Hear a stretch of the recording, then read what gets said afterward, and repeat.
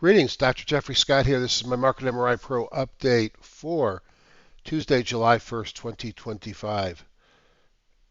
It was either a really good day or a really bad day, depending upon whether you were loaded up on second quarter leaders or laggards. Well, what does that mean? Well, I call this reverse end of quarter window dressing or something more. It's typical at the end of a quarter for a lot of money managers to load up on the big shiny objects that led on the quarter. So when they give their end of month or end of quarter report to their investors, they can see that they were in Netflix and Microsoft and Palantir and others. And then the new quarter started today, and there seemed to be sort of a unloading of the leaders and purchasing of the laggards. So is this a massive reversal underway as the markets broadens out? Not necessarily a horrible thing. Is it a one-day wonder? I think time will tell. But it was a mixed day. But all in all, when you look at the breadth, it may have been stronger than the big up day many of our portfolios saw on Monday. If you don't know me by now, marketmripro@gmail.com. My Google group is called Top Down Trader. Love to have you join. These sessions are for educational purposes only. Anything I talk about should be taken in the spirit of education and not investment advice. I do these videos to show you how I use my tools for top-down investing. Trading involves risk. You are solely responsible for any investment decisions you make. I may own or intend to buy or sell any stock mentioned in this report. Trading stocks and options should be considered risky. You should always consult with your financial advisor before making trades. And spoiler alert, I'm a cancer doctor, not a financial advisor. And I've got tools in multiple platforms. My Google group's called Top Down Trader. I give discounts, invites. I share videos when I don't put them on YouTube. And it's just a free place to hang out with other people who like to trade stocks and options. Know your news and earnings. Wednesday is number 2 of the employment package. We got JOLTS on Tuesday. On Wednesday, we get ADP. And Thursday, on the holiday shortened week, we get the jobless claims and the U.S. employment report. I guess we get it a day early because Friday the markets are closed. And as you can see up here on the upper right, there's not much in earnings this week. The E-index, the index of leaders that we put together at the June meeting, had a pretty significant reversal.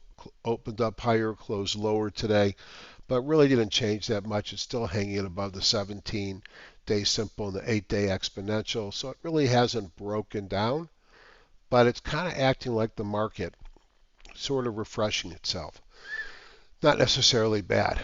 Market MRI Pro customer support, coding at Market MRI Pro. To order Market MRI Pro or for information about any of the programs discussed today, marketmripro@gmail.com. My Google group, I mentioned Top Down Trader. Regular price of Market MRI Pro is $19.99. I give discounts to people who've bought prior tools of mine. I also give a discount if you're part of Top Down Trader. And until the 11th of July, midnight going into the 12th, an additional $300 off. So that means your price that you would pay is somewhere between $11.99 and $15.99 depending upon prior purchases, or if no prior purchases, the $15.99. For follow-up years, it's going to be in the $5.99 range for data and updates. We've got some really new tools to add. We added seasonality this weekend, which is partly why we did the video series. We've got fundamentals we'll be releasing sometime this week, and we're working on some option tools, a way to duplicate the option tricks that I do and my favorite options within the program. The other thing is a lot of you have ordered it. I turn everybody on even before I send an invoice because it's easy for me to turn you off. So a number of you are wondering, I got the software, but I don't have an invoice. Well, I'll send out invoices probably this weekend. No big deal. And as I mentioned over the weekend, I've reset everybody's time clock to July 1st. So anybody that bought in April, May, March, April, or May, or June, your year starts on July 1st. All right, on to the charts. And yeah, it's been a really good year, and that's out of date, so not much to say about that except to say it's even better. But we're not here to brag or talk about performance. And before I even forget, let me go take that slide and hide it so you don't see it next time I do this. Yeah, this is one of those years where if you find some of these runners like Hood, Sezzle, SE, just hold them. And a market's gone flat from the beginning of the year for the most part. The Russell actually down, but some of these stocks have been big movers. So 1 day performance back in front is the Russell and the Dow. The Spider and the Qs are down. The big down is the Qs at 0.84. The big ups are the Spiders and the Diamonds up at about 1%. Excuse me, the Spiders and the Russell up at 1%. Say that again. The Diamonds and the Russell up about 1%. The Spiders were flat. Um, Everything finished about the middle of their line, except of their range, except for the Qs, which were lower, and Bitcoin finished at the low of the session. Over here on the right, we're maintaining new highs minus new lows positivity on both the NYSE and the Nasdaq at all time frames. But the most important is the 12-month or 52-week.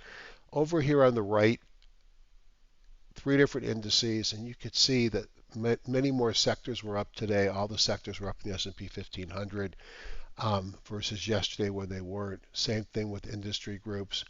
89% of the stocks in the S&P 1500 were up, and now 76 are above the midline of their Bollinger Bands. That is extremely bullish.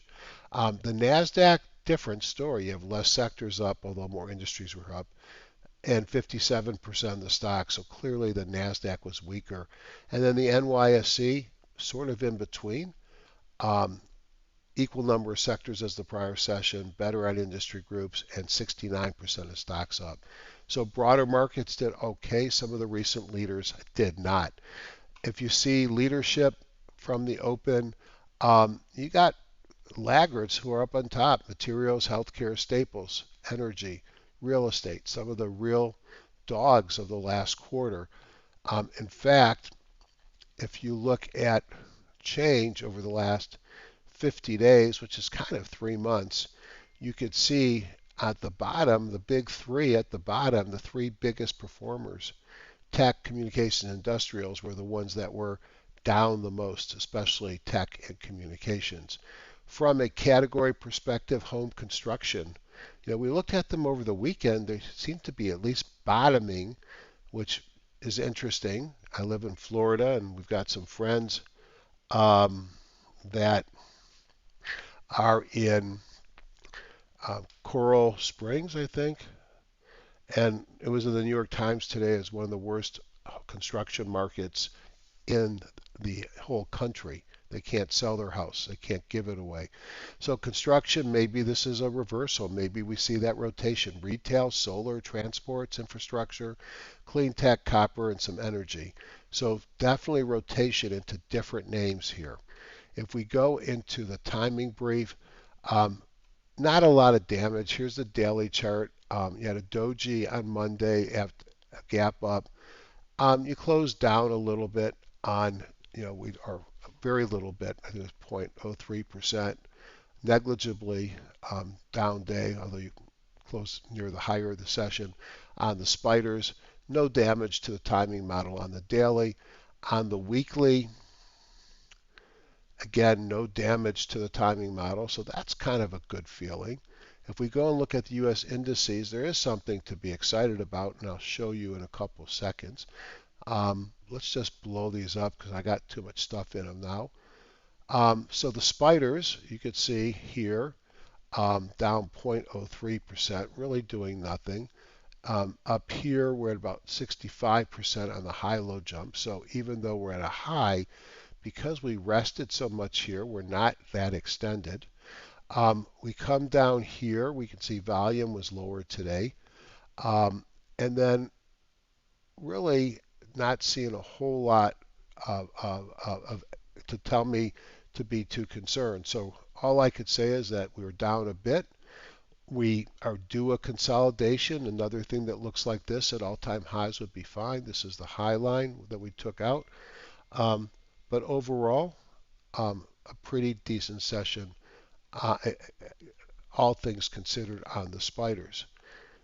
Relatively flat. Now, the one that was the weak sister was the Qs, but this has also been one of the best performing, down 0.84, still holding above the 17. Here's the all-time prior highs, still holding above those prior highs. So, am I worried here? I don't think so. I think that you're allowed to have a pause, and even a pullback and a retest here of the 17 would not tell me that this story is over.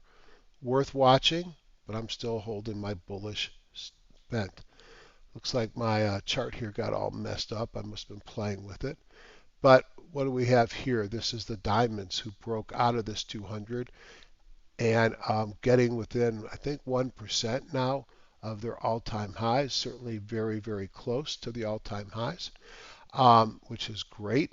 And again, how do you be bullish when you're in the setting of either at or approaching? How do you be bearish when you're at or approaching all-time highs? Even the Russell, and this is where I wanted to show you what I was excited about, totally blew through and closed above the 200. I kind of was thinking that this was going to define where this market goes. And I think as long as that Russell stays above the 200, we're more likely to see higher highs than a retest of any lows or even a retest of the 50. So I remain bullish right here. Cautious because of this rotation, and we have to see if this is something big or just a one-day wonder. If we look at the VIX was relatively flat on the session, and the last thing to look at here is the dollar, and you can see the dollar down again. Um, wow, 0.84 is what it looks like. If we look at commodities real quick, we can see a gap up on gold closing up 0.89. Silver didn't hold up as well. Silver traded higher but closed lower. It was down 0.24. Oil just bouncing on the 200 here as the geopolitical situation seems to stabilize. Natural gas in the toilet, although it seems like down another 1.11%, even though it closed higher than the open, and maybe he's giving us a bottoming tail, but it didn't work back here, did it?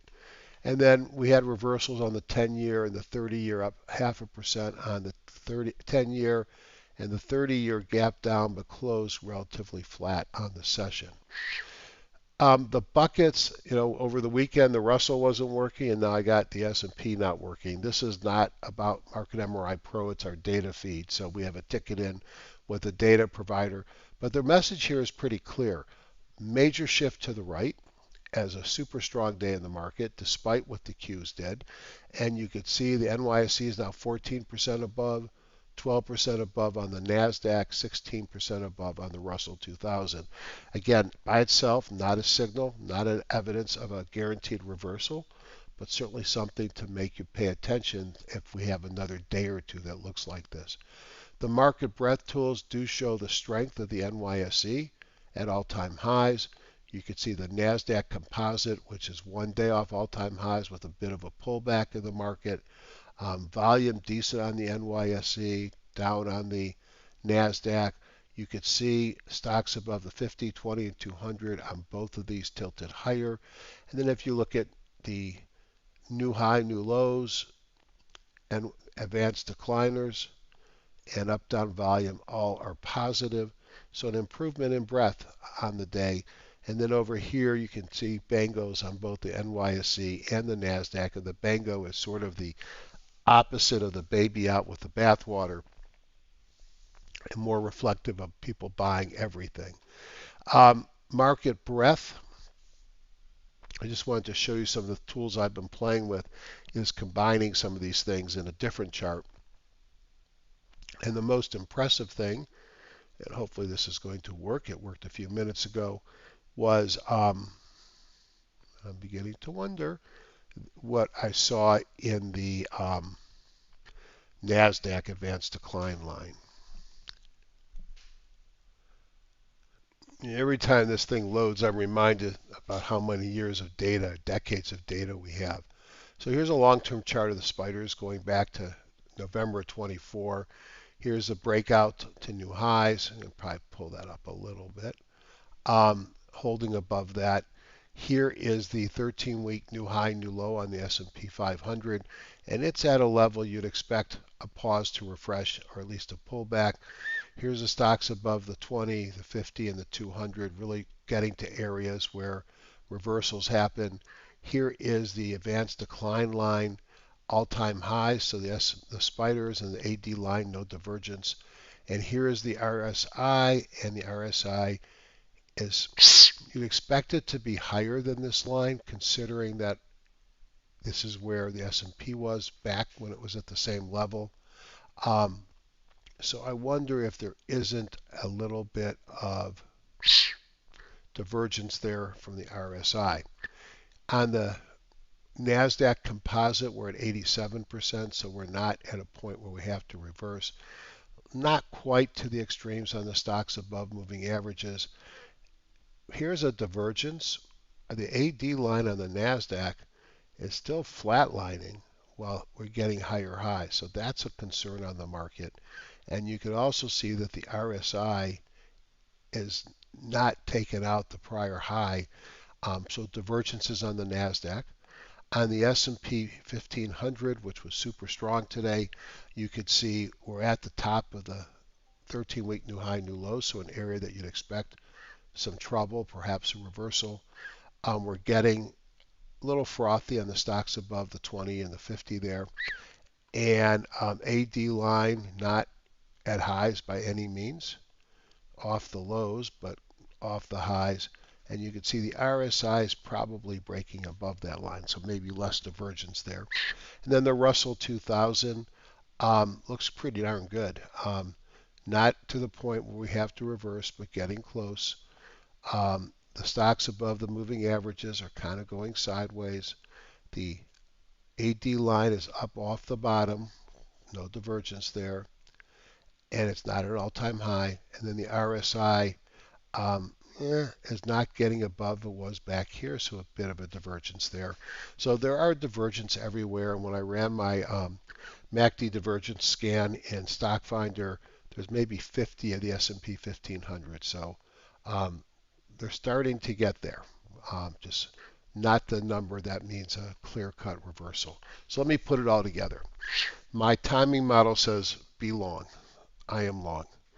My divergences, the 13-week new high, new lows, the buckets are all telling me we're getting frothy. So be careful, which means don't go crazy. I would ease up some on the margin. I think that's what I'm going to do. But I'm not going short. And I'm not ready to say this is over. It could be, but I don't think so. When you look at the ratio charts, you'll see some changes today, I suspect, with the rotation we had. And you could see a turn up on staples, a turn up on utilities, a turn up on real estate, and a turn up on healthcare, while communications has pulled back some. Technology pulled back a little bit. Industrial still looks okay, and materials look okay. So a little bit of rotation, but one day it is just a reversal of the window dressing from the end of quarter. Go into the JS layout. If we go into, well, first we'll start with by saying we got 3,768 stocks in my list. And these are Amex, NYSE, and NASDAQ composite stocks. Everything with at least 100,000 shares traded daily and a $1 price tag. Each of these is put into a sector and an industry group, so my results here will be different than what you see in the S&P 500 because there's only 500 stocks. I can rank the sectors, I could rank the industry groups, and what I like to do is sometimes take a look at, I got 3 things above 1%. And these are all things, well, this is interesting. Consumer defensive are staples, but discretionary was up as well. Communications and tech were the leaders to the downside. This gives me a ranking of the industry groups, and we have the top 10 department stores, paper, auto, residential, 6, 7, 8. Not growth related names, certainly names that you might see as the markets start to reevaluate where they're going. If we rank them by percentage, you could see some things that had big moves, but let's look at PII. I think that's Impinji. Nope. Oh, that was the prior one. Polaris. I think they make jet skis and snowmobiles, recreational type vehicles. If we pop on a weekly chart, we can see that there's a stock that's probably been pulling back.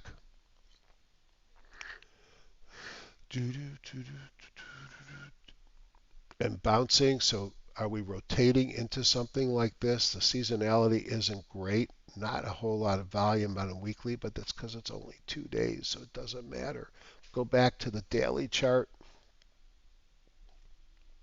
then we can look at volume. A little bit more than the prior day. A lot of volume on this day. You had volume breakout momentum coming out of a squeeze, relative strength at OBV. Again, do I believe that the markets are rotating? They are. The question is this going to stick this way? Something to look at. HOV is another one that had a big move in the market. Hovanian Enterprises. Aren't these a builder?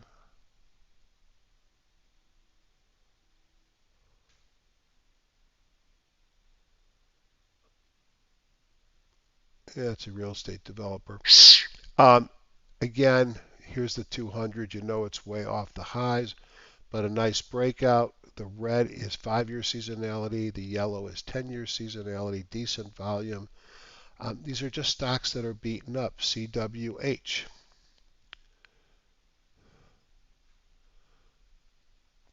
Camping World Holdings going to have to get above that 200, but it's been moving nicely. Nice candle today. Positive seasonality. Again, these may be where the market is going. I just have a hard time jumping into these after one day. I'd like to see more proof. Sometimes I'll just go pull back in an uptrend, put a $5 and 500,000 filter, hit OK, rank them by dots, and look at what's at the top. SON. So I'm hoping that these may not be as beaten up because they required an uptrend and a pullback. Sunoco Products. Okay. Is that packaging, a paper company? Big move on this guy today. You think this is economically driven, still below the 200. Mondelez.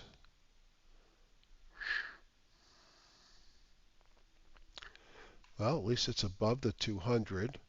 Decent seasonality for the next couple of weeks. Well off its highs, but breaking out of a consolidation. Again, I have nothing wrong with this stock. It's just not what I typically buy. Plays just under 3%. Dividend, it had an earnings surprise in April. Next earnings are out July 29th. This is what rotation looks like. We've gone out of the leaders and the sexy things, and we're going into things that are more value. TPH is another home builder. So I saw this over the weekend with several of these. I was a little bit surprised because home building is slowing down, um, but certainly it's something to pay attention to as maybe we're going to see some new leadership come there. All right, so I looked at the top sectors, the top industry groups. Sometimes I'll just look and see what are the top 10 industry groups and did we miss anything. Investment banking services, that's kind of interesting. I got to take off my filters. This is, all right, this is a, well, forget about that. That is a data error from our vendor. All right, so that's how I do top down. I look at the leading things. This is a rotation day. That means we're not going to see the sexy leaders in the list. Or I could go back to my impulse list and do a couple of bottoms up maneuvers.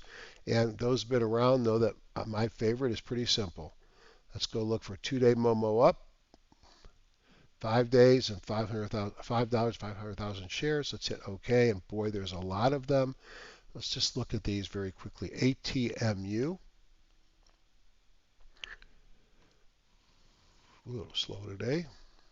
Probably got too many things going on. Come on, ATMU.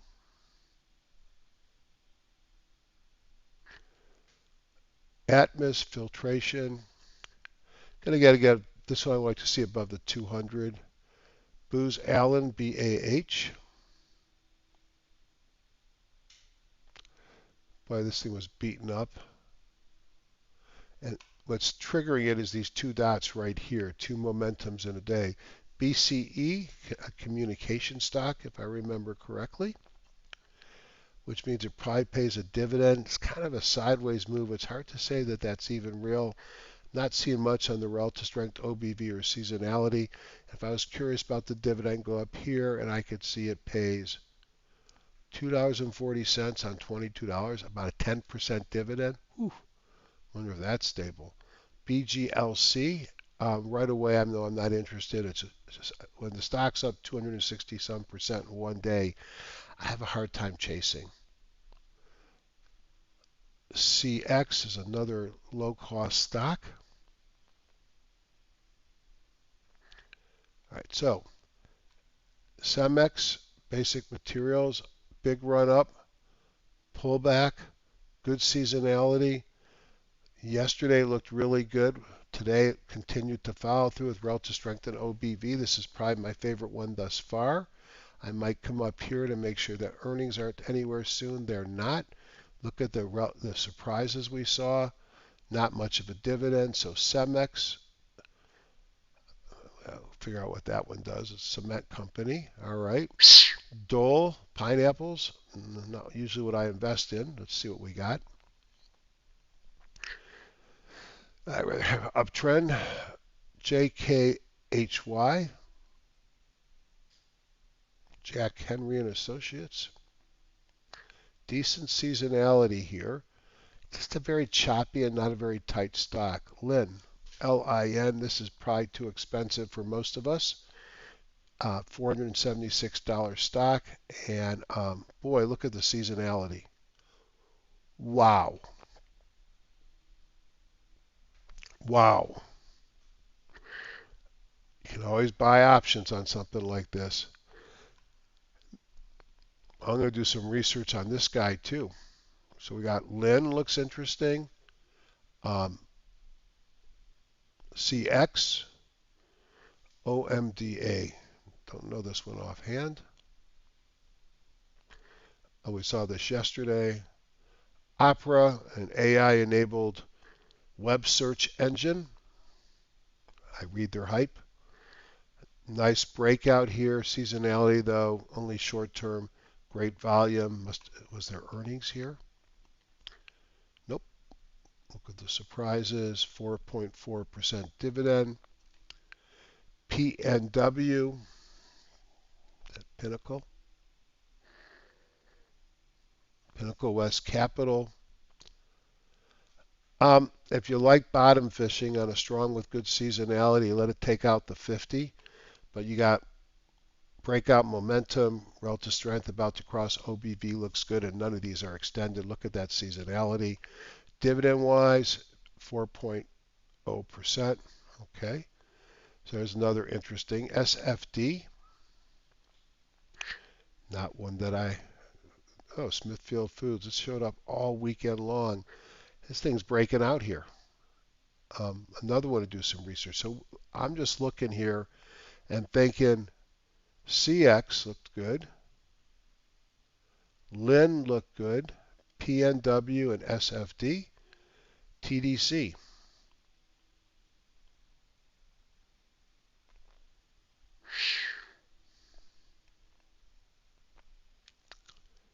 Come on, TDC.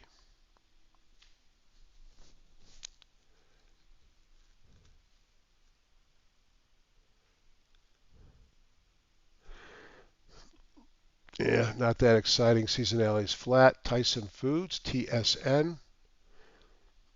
We always got to eat. We all love chicken. but chicken's been beat up. Nice little move up here. Seasonality is not my friend. TU. Not many tickers. I can't tell you what it is, but TU is what I'm scratching my head. Ooh. Uptrend, pullback, sharp breakout, seasonality, flat to positive, breakout momentum, relative strength OB about to cross. Does this pay a dividend? $1.14 on, yeah, it's probably about 7%. Wow, that looks interesting. Alta, God, I used to hate going there with my daughter when she was young, but things you do as a daddy. Big gap up, sideways move. To me, it looks interesting, but I want to see it clearing that again. So if it breaks higher, this might be one to be interesting. Alta, and then lastly, Yeti. So I just by running the simple little 2-day scan, strong seasonality, um, but like a lot of the stocks today, this thing is at a new uptrend, but it's well off its highs. So let's just review CX, LIN, PNW, SFD. There's some interesting stocks out there. Have a great day and give me commentary of how you like me to switch this up, what you like, what you don't like. If you're interested in my Market MRI Pro tool, let me know. Still working on some of the extras like the seasonality. Excuse me, not the seasonality, rather the fundamental. But we have a seasonality scanner and a bunch of other things that we've released to the people that are owners of the product. So have a great day and see you tomorrow.